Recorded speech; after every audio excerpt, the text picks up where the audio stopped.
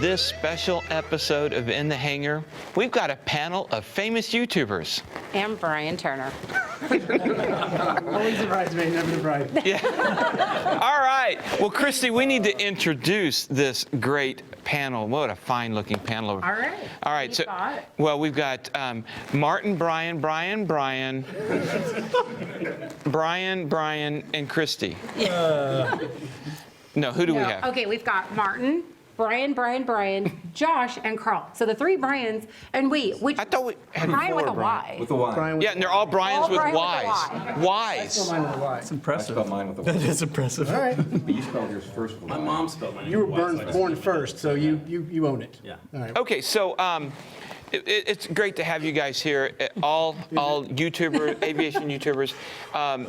Let's start, Martin. Let's just introduce yourselves, what your channel is, and let's go down the line. Sure, I'm Martin Pauly. I fly a Bonanza based in Cedar Rapids, Iowa, and about 6 years ago, I started making flying video just because I went to Chicago O'Hare. I was looking for information on that to prepare me for that. Didn't find much, so a friend of mine had a GoPro camera. He came along, we recorded it and put it on YouTube to help others that might want to know what to expect. And since then, we've made a lot of videos like that. I love flying to large airports, and I love teaching a little bit about what I learn when I fly. And I gotta say, I love your Iowan accent. It's just true. It's far east Iowa. Okay, Wolfie Corn. Wolf of Corn here. My name is Brian Keith. Wolf of Corn is my channel. I'm based at Whiteman Airport in Los Angeles. I fly Grumman Tiger, and I've been making YouTube videos for about a year and a half. And not quite as famous as some of these guys, but I like making videos. So you fly the same thing that. No, he Not flies exactly. an inferior Grumman. Less horsepower. But they're better than the Skylanes and the Skyhawks and all that, yeah, though, right? I yeah. mean, so it may be Watch your better, mouth. but it's still Grumman and then everything else. yeah, everything else. Hey, yeah, so we got through two people before we started a fight. Now let's go to. I'm the middle child of the Bryan. Otherwise, Are you the peacemaker? I don't know. I'm You're the the youngest instigator. Bryan. Yeah. So I'm Bryan Wahlstrom. I have the experimental aircraft channel.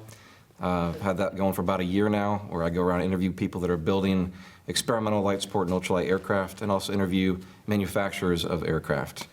And every once in a while bump into really cool other Bryans. True. My name is Bryan Turner. I have a channel called Just Plain Silly. It's a FAA imposed thing that I'm having to do because I got in trouble and they needed me to teach people and educate. Community Community service is what I have to do. The primary reason I'm here is to try to collect these people's subscribers into my channel. So it's youtube.com, Just Plain Silly. Go there now. Just go.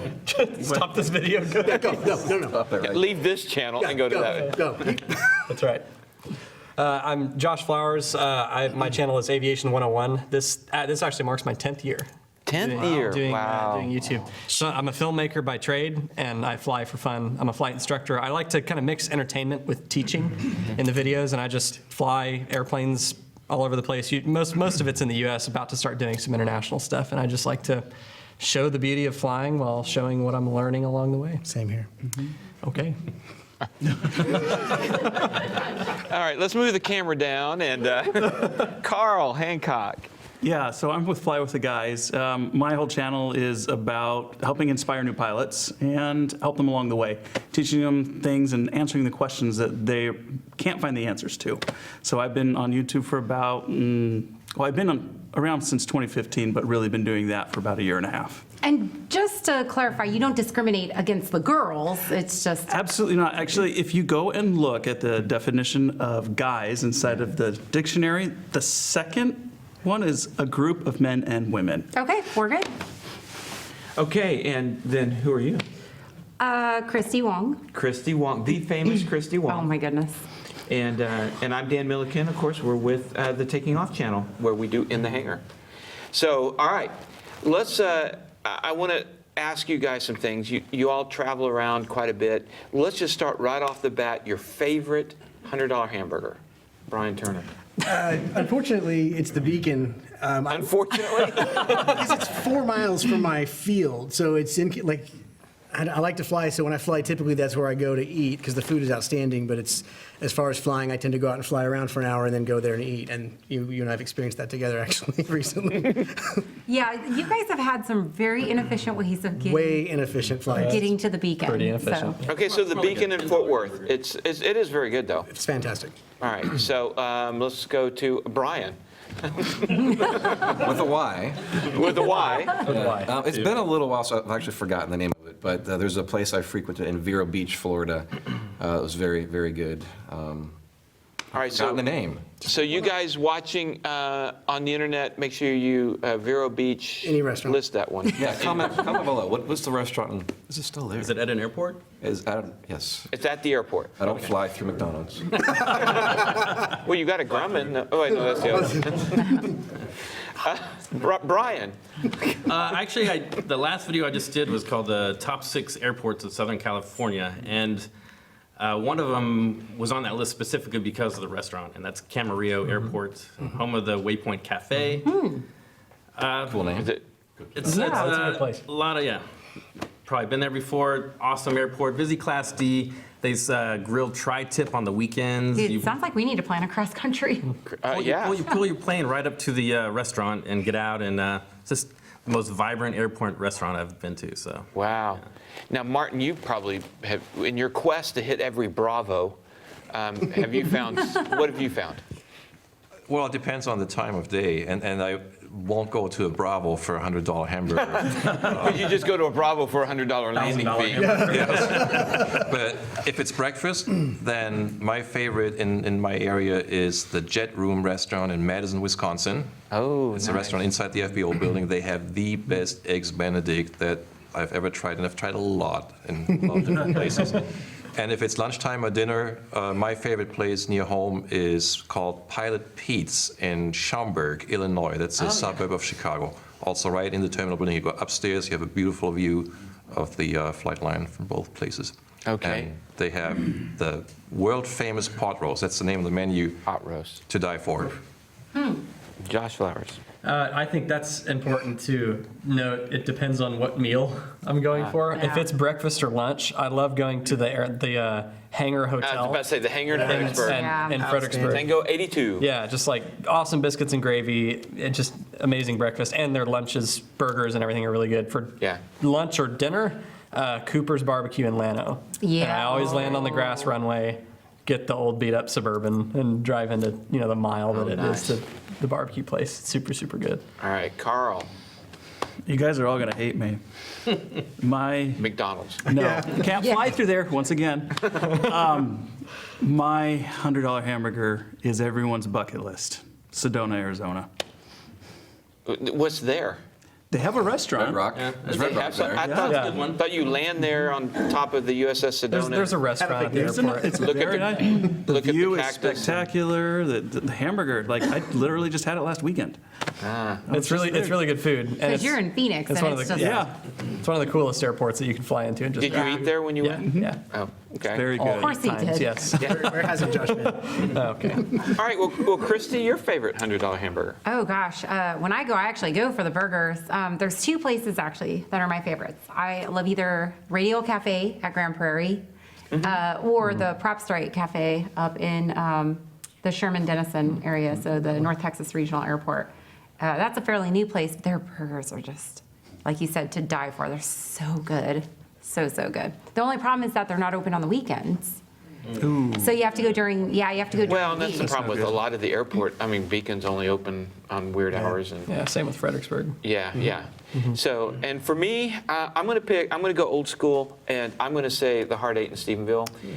And more for just, you talk about comfort food. This was, as I was training, that was just outside the 50-mile range. It was our training trip all the time for our cross country. And so I just have a lot of fond memories of Hard 8 in Stephenville. It's a close third for me. Close third. Yes. Is it, okay, I haven't been to Cooper's in Llano. How does it compare? Oh, it's good. Well, I mean, it depends on what you're looking for. I like the ribs a lot better at Hard 8, but the brisket at Cooper's. See, I'm a brisket person. Go to Cooper's. Yeah, go to Because, Cooper's. I mean, they are famous. Okay, I want to go a little bit more just instead of going around the panel, let's just kind of free-for-all it. Let's talk about, God. YouTube aviation. In some ways it's become a comedy point. Not Bryan, but is that you get your private pilot's license and you get your GoPro at the same time kind of thing. But everybody's doing it now. But, Josh, you said something in our very first interview that I totally 100% believe. And that is, don't do aviation YouTube because you want to make a name for yourself. Do it because you have a passion for aviation and video. Right. And I 100% agree with that statement, and I know you do too. But I want to throw it out to the rest of the panel, how you feel about that. Because, I've seen a lot of people go, I'm going to make an aviation YouTube channel, and 4 months later, they've done 2 videos and it's just not going anywhere. I don't think people understand the work that's involved in doing content. What do you guys think? Yeah, absolutely. You hit the nail on the head, so to speak. If you aren't that passionate, I mean, Josh has been, you said a few minutes ago, 10 years. 10 years, yeah. If you aren't that passionate, you're not going to be able to stick with it because as you learn, it is a heck of a lot of work. You spend, hours and hours in traveling to gain the content.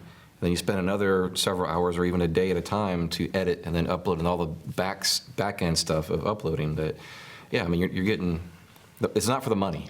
If you're still here today, it's not for the money. It's because you're actually truly passionate about what you're doing and the people that you get to meet and are involved in it. Who else? I was going to say, for me, I love educating people. I love working with people. I love teaching them. And what better thing to teach than something that I absolutely love?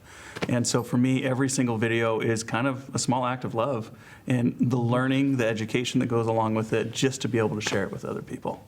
That is just one of the most exciting things. So when people start watching the videos and you're watching that count go up and people are liking it, it's like, I did something, I helped someone. It's an awesome I think feeling. helping somebody is the most rewarding Yes. feeling. Well, that kind of goes into the next question. I was gonna say what's the most rewarding, but why don't we go with what's the video that maybe gets you in jail the most? And Pick one. I've never gotten in trouble for a video. I've gotten in trouble for my other social media shenanigans. My YouTube channel so far has not caused me any grief yet. really? I'm taking inventory. Now people are going to go looking for it. Wait, but then they'll subscribe, and your view count goes up. No, you're controversial. Right, as long as you Exactly. subscribe. If you subscribe, you can report me. It's a fair trade. That's a fair trade. Okay. You'll So screwed. yeah. So in marketing, they look at like ankle bracelet? in marketing they look at it like pay per subscriber. You're more like a jail per prescriber. Kind of. And I've recently earned the coveted frequent flyer Can we FISDO zoom in? visitor And card. zoom in. So Hold it this still. does- Hold it still, Bryan. What this does is this every Can time somebody I go get that? Yeah, every time I go to the FISDO, they give me a punch, and then on the 10th one, the 10th one I get a pass. They just over the phone, so you can get that. Better save that one. So talk to me if you want to know how to get these cards. Yeah. It's a pretty good deal. So probably in the next couple weeks. All right. Okay, and for the audience who doesn't know, Tuesday double stamp. for those who, Tuesday double stamp. For those who don't know, Bryan, some of you know that he got in trouble a while back, but he's back in trouble again.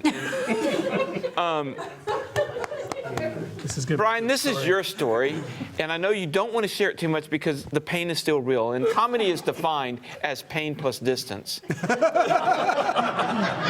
We're starting Bryan's spinoff channel, The FISDO. Episode 1. What happened, Bryan? So Facebook, as you know, is very popular, and there's a lot of people on it. And people of different tolerances for humor go there. Some people from the FAA are on it. It's weird. I was going to go take my instrument written test for the second time because I want to be a double I. And so what I did was I was in bed. I was not anywhere other than my bed. Rated E for everyone. And I thought it would be funny It would be funny if I posted on the North Texas Aviators Facebook group, I posted, hey, I'm sitting here taking my written. Can someone remind me the maximum distance between VORs at 18,000 feet? Hey, the examiner's coming. Everybody be cool. That felt funny. You said But proctor. then, I said proctor, you're right. So that was funny. Then I tagged the testing center. And what's the testing center? I'm not allowed to say. I've been explicitly told not to say. By your attorney. No, my legal counsel didn't. It was the testing center that said. Well, who cares what they say? I care what their lawyers Don't say. do social media after midnight, okay? It's the first thing in the morning. And Somebody needs to take his phone away. so they turned me into the FAA for cheating, which I didn't do. And I We need to stress, this is hours before you went to actually take the test. Oh yeah, I posted at It was 8:30 in the morning. They don't open till 9. My test was at 10:30. I couldn't have cheated. And I would have gotten a way better Unless grade on you the had, test like, if I had cheated too. 3 of you. And so I call the guy on the phone. He's very mad, and he never once said, "Hey, I'm turning you in because I have reason to believe you cheated." He said, "I reported you for cheating because I won't have my business associated with your nonsense." And I agree wholeheartedly. I wish I hadn't done Please that. support that. So what will most likely happen is the FAA will go, "He didn't cheat," and then this is really between me and this company, and I should not have tagged them. I learned my lesson. I went a little too far. I asked him. It was We funny. found the line. I still think I it's thought it was funny. hilarious. I feel like I liked it immediately. and that's my barometer on Facebook. I'm like, because I do so much stuff, and I'm like, if liked Josh it. likes it, Josh this must liked be it. all right. It's supposed to be Josh safe, right? reblogged it. Like, That's like me saying, don't do anything I wouldn't do. That doesn't hold any water, man. Well, Well, when I go to the FISDO, I Actually- think Josh liked it. Well, no. Josh recaptured it and sent it to the FISDO. I couldn't keep it off my conscience. Guys, this is funny, LL. Check this new one out. So that's where that's at. I haven't gone to the FISDO yet, but I'm sure. You will. Well, the sad thing is that you went and passed your instrument. Oh, I'm currently barred from taking any tests with the FAA.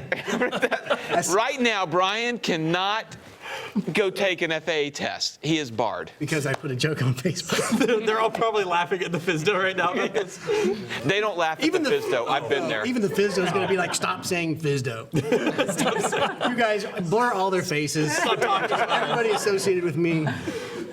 We're character witnesses. No, you're accomplices at this point. I'm tweeting it again right now. I'm taking my commercial I'm gonna go like with it. Josh and Bryan. So clearly, you do it just for the passion and No, it's the jail I food. share the love of aviation. That's what it's all about. You can't die laughing when you say that. No, my channel is about being funny. I just happen to be a pilot. That's really what it boils down He to. does it for the avgas. If you haven't seen this video, he has a problem. We need to add it up here. I drink a lot of fuel in my He drinks a lot of videos. fuel. Yes. That's the blue water. Yes. I'm glad no one's actually watching this anymore because you guys all left and went to my channel and subscribed. All right, so, oh my goodness. I don't know where to go after Bryan Turner. That's kind of a dead end tunnel there. Went downhill so Why do you think I'll go to the FISDO next time? Paul, put it up. I do want to talk about, what we talked about what's the most rewarding, helping people. Does anybody have anything they want to add to the most rewarding part of doing a YouTube aviation channel? One of the things I've found is really cool is just the access.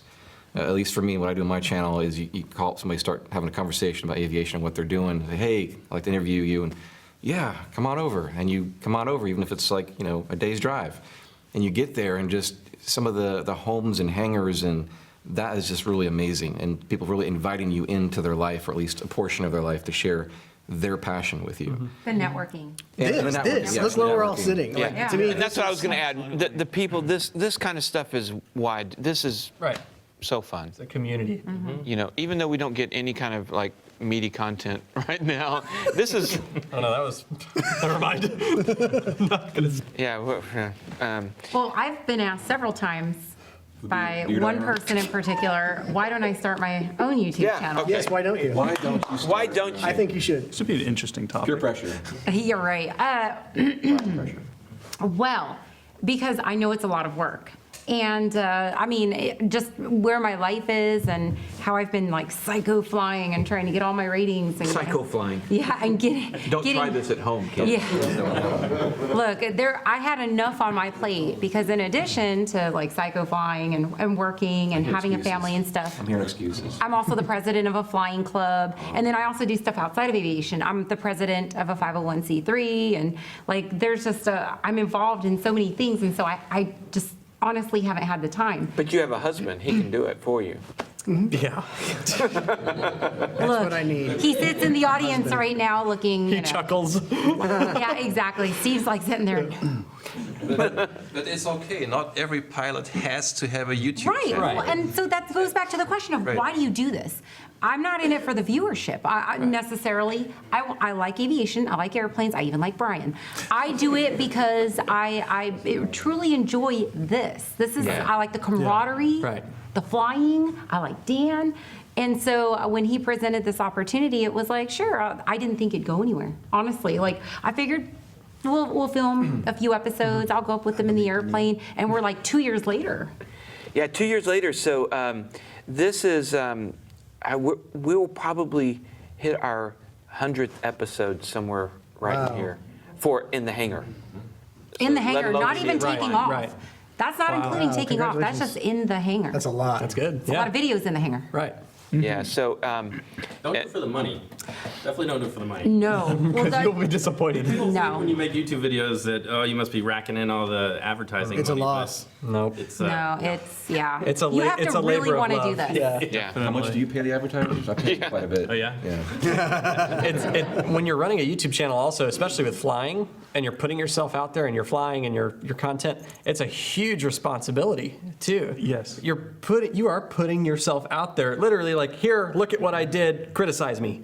Right. Yeah. And if you do anything that's off the beaten path of what you should be doing or something that's not completely by the book, you're going to get ripped to shreds. Oh, man. And you've got to be so careful about making sure you're setting a good example in every little thing you do, because if there's somebody out there that's just curious about aviation, they're looking for videos, they're going to absorb what they just watched you do. Yep. And if they're going to learn how to fly at some point, or they're a student or what have you, they're going to pick up what they just watched you do. So all of us here that put ourselves out there in the cockpit of an airplane, we bear a responsibility, Absolutely. a big one, Yeah. to do the right thing. Well, and what's hard for me is that I want to be transparent. I want to be honest and genuine, authentic, all those fun words. So I try to put the stuff out there that even with the mistakes. Right. But yeah, I don't know though. I don't know. It's definitely a delicate balance. Yeah. You can do it way too much, and you can include little mistakes that you make that maybe you didn't call it out immediately to Right. yourself in the airplane, but you did it as a voiceover at the end or something. Well, rest assured, everybody's going to pause the video right there and go down and leave a comment, and they're going to stop watching the video, and you're going to get a million comments about that one little mistake that you addressed later. So it's a delicate balance of like, okay, well, what do I include that I Yeah. screwed up, or what do I not? If it was like a big, big mistake that kind of ruined a flight, I'm going to make an entire video about it. But if it was one little slip up, I might catch it in editing, learn from it myself, and just edit around it. Well, so it doesn't even generate a question. Yeah, for me, in my case, and I'm still a relatively new pilot, the problem is when I know I've made a mistake and I'm going through the editing, I can call it out and I'll put a little tag there. Is my style to say, yeah, I totally misread the number wrong there. But what's caught me by surprise a few times is things I didn't think were it's a judgment call, and I didn't call them out, and then boom, Right. Yeah, I don't know. And I mean, to be honest, in the beginning, it was really, really frustrating how much you get called out. And that's one thing that if somebody's dead set on starting a YouTube channel, I always tell them, you better Thick skin. grow some thick skin Yeah. quick. Has it gotten better or worse with because you're up Oh, here now? So Well, I'm here. it's definitely gotten better over the years because I stop the haters before they can even open their mouths. Explain that. I'm going to try. I need help. Yeah. I You and basically, me both. what? No. I act as though, like when I'm filming and when I'm editing, both, and when I say when I'm filming, I'm meaning when I'm both in the hangar talking to the camera or whatever, or when I'm in the airplane acting as pilot in command, I act as though there is an FAA inspector sitting next to me. I know what that's like. Yes.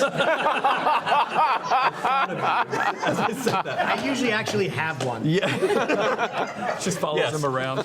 So I basically, sometimes that'll be the method that I use. I'll Okay. picture an inspector sitting there, or if I want to make sure that I'm going to deliver something in, plain, simple terms, I imagine that there's a student pilot sitting next to me, or I Right. imagine the camera's a student pilot, and I basically make sure that I am so careful about what I'm saying to make sure that what I'm saying is right, and if I'm not absolutely positive that it's right, don't even say it. Law of primacy. Right. Because if you say something that's Oh, wrong good or you point. do something that's wrong, somebody's going to pick that up and just Well, take it as gospel. Here's the thing. I'm learning very quickly too, since we're still pretty new with the channel, even just a couple of years and whatnot. But you're gonna have people just on all ends of the spectrum. I told Dan, I'm like, I'm not reading any more comments because literally, so I took one of his staff members up for a discovery flight in the Warrior, and he's like, I want you to talk a lot. That's the content, and just go step by step what you're doing. Believe it or not, I have a tendency when I'm on camera to not talk enough. I know that's like really weird to hear, but it's true. And so right. So Dan was like, you need to make sure, just make everything clear. I'll edit out what I need to, blah, blah, blah. So I go through and I'm explaining everything. And I get comments on there, either Christy's not talking enough, or in the exact same video, Christy's over explaining, she's talking too much. And so you kind of, I'm learning now to kind of filter it out. Hey, in this moment, I did my best and Dan edited it. And so I just kind of have to put my hands up and go, guys, Right. Yeah, Well- you have to not read it to some degree, but I will say this. I am a better pilot today because of the comments. Some of the comments are right on and have changed the way. Even just recently, some people were talking about that I dropped my gear and flaps too late in an IMC approach, and that if I do it at the approach fix, then I'm established for descent. That's now part of my regimen. That was a good comment, but at the same time, there's stupid comments out there. There's a difference between constructive feedback. I welcome constructive feedback. Tell me how I can be a better pilot. And then there's just mean people, There are. and that's what I struggle with, And honestly.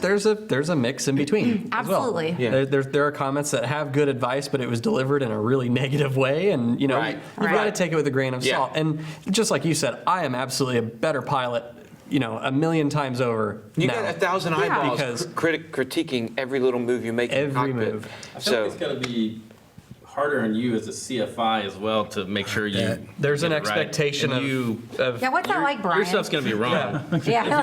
No, that's fine. Brian, And me, I just make Brian. videos. I'm flying. I'm not a CFI. I just like to travel and have fun. So obviously, I want to be accurate with what I'm saying. Right.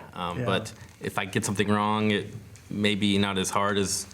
I haven't experienced too much in that regard of people saying, well, you're an instructor, you should know that. I've had a few people say that in regard to certain things, but for the most part, it was just they misunderstood the point I was trying to get across or whatever it was. But there is certainly a level of expectation there that kind of comes with that certificate. Yeah. And I don't, on my channel, I don't talk about how I'm an instructor, I teach all the time and this and that. I just highlight that I like to include teaching moments Right. in the videos. and Brian, we just assume it's all inaccurate. Well, I don't. I say I'm an instructor though, so it's a little bit different. That was the first trip to the. That was the first trip to the That's true. FISDO. But Martin, what about you? As I've watched your channel, I don't see any haters. It seems there's a lot of love on your channel. gonna He's say, well- German, they're afraid of him. Excuse me, that's East Iowan. Very East Iowa. They must be bigger and badder then, I guess. There is some percentage of comments that is critical, sometimes negative. When the comments go too far, when one person tries to speaks badly about another person, not me, but about somebody else there, that will be the point where I remove that user from the channel. But that's very, very rare.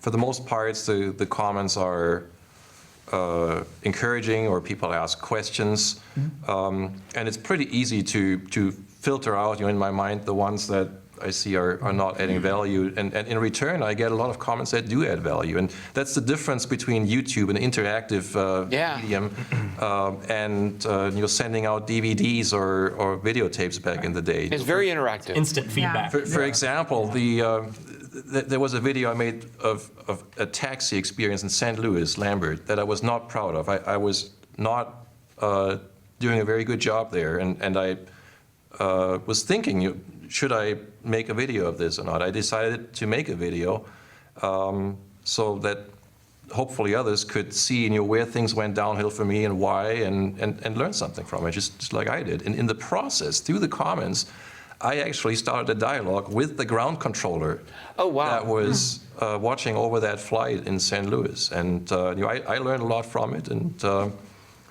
Mark's just it was so a good experience. wholesome. That's priceless. You can't get that anywhere else. No, exactly, You yeah. can't. Yeah, the experience that I had in Big Bear, California, back in 2014 or whenever that was, and I made a video about, I aborted the takeoff because of wind shear and all this kind of stuff, and it was a pretty scary experience. We actually got airborne, and we were like 30 feet off the runway and wind shear, and airplane wouldn't climb anymore, and the trees were coming up, so we chopped the throttle, put it down, and hit the brakes. And I was on the fence of whether I wanted to make a video about that, because there was a lot that I did that contributed, led up to that scenario.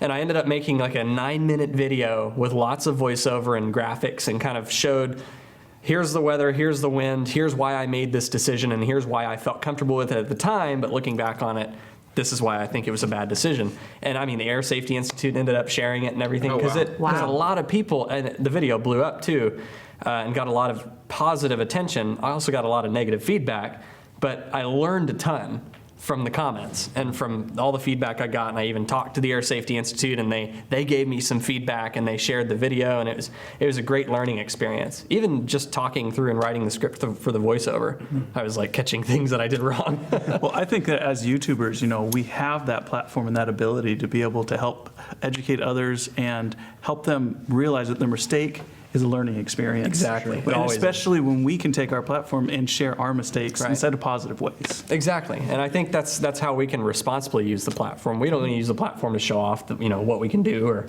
how cool we Except look. Bryan. Except Bryan. That's what he's all about. But A 6,000. I was going to say his 6,000-foot wheelie. yeah, oh yeah. One of 7,000.